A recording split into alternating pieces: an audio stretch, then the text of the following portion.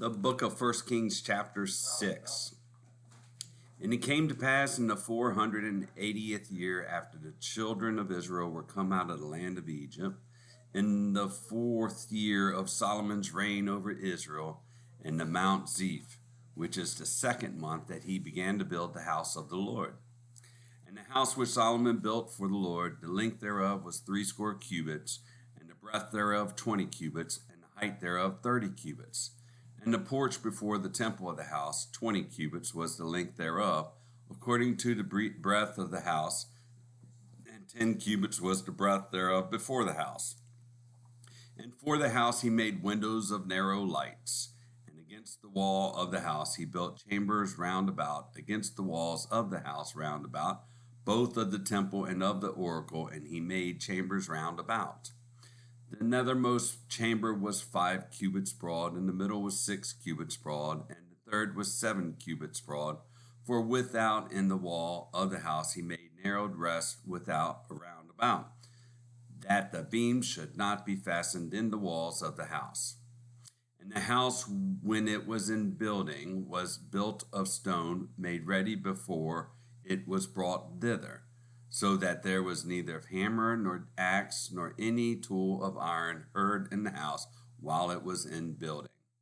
The door for the middle chamber was in the right side of the house, and they went up with winding stairs into the middle chamber, and out of the middle into the third. So he built the house and finished it, and covered the house with beams and boards of cedar. And then he built chambers against all the house, 5 cubits high, and they rested on the house with timber of cedar. And the word of the Lord came to Solomon, saying, Concerning this house which thou art in building, if thou wilt if thou wilt walk in my statutes and execute my judgments, and keep all my commandments to walk in them, then will I perform my word with thee, which I spake unto David thy father. And I will dwell among the children of Israel, and will not forsake my people Israel. So Solomon built the house and finished it. And he built the walls of the house within with boards of cedar, both the floor of the house and the walls of the ceiling, and he covered them on the inside with wood, and covered the floor of the house with planks of fir. And he built 20 cubits on the sides of the house, both the floor and the walls, with boards of cedar. He even built them for it within, even for the oracle, even for the most holy place. And the house, that is, the temple before it, was 40 cubits long. And the cedar of the house within was carved with knops and open flowers. All was cedar, there was no stone seen. And the oracle he prepared in the house within, to rest there the ark of the covenant of the Lord. And the oracle in the forepart was 20 cubits in length, and 20 cubits in breadth, and 20 cubits in the height thereof. And he overlaid it with pure gold, and so covered the altar which was of cedar.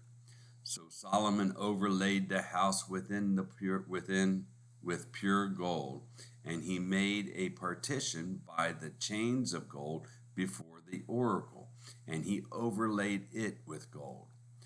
And the whole house he overlaid with gold, until he had fashioned all the house. Also the whole altar that was by the oracle he overlaid with gold.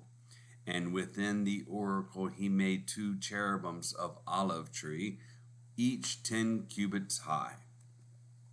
And 5 cubits was the one wing of the cherub, and 5 cubits the other wing of the cherub. From the uttermost part of the one wing unto the uttermost part of the other were 10 cubits. And the other cherub was 10 cubits. Both the cherubs were of one measure and one size. The height of the one cherub was 10 cubits, and so was it of the other cherub. And he set the cherubs within the inner house, and they stretched forth the wings of the cherubims, so that the wing of the one touched the one wall, and the wing of the other cherub touched the other wall, and their wings touched one another in the midst of the house. And he overlaid the cherubims with gold, and he carved all the walls of the house round about with carved figures of cherubims and palm trees and open flowers within and without. And the floor of the house he overlaid with gold within and without. And for the entering of the oracle he made doors of olive tree. The lintel and side posts were a fifth part of the wall. The two doors also were of olive tree, and he carved upon them carvings of cherubims and palm trees and open flowers, and overlaid them with gold, and spread gold upon the cherubims and upon the palm trees. So also made he for the door of the temple posts of olive wood, a fourth part of the wall. And the two doors were of fir tree. The two leaves of the one door were folding, and the two leaves of the other door were folding.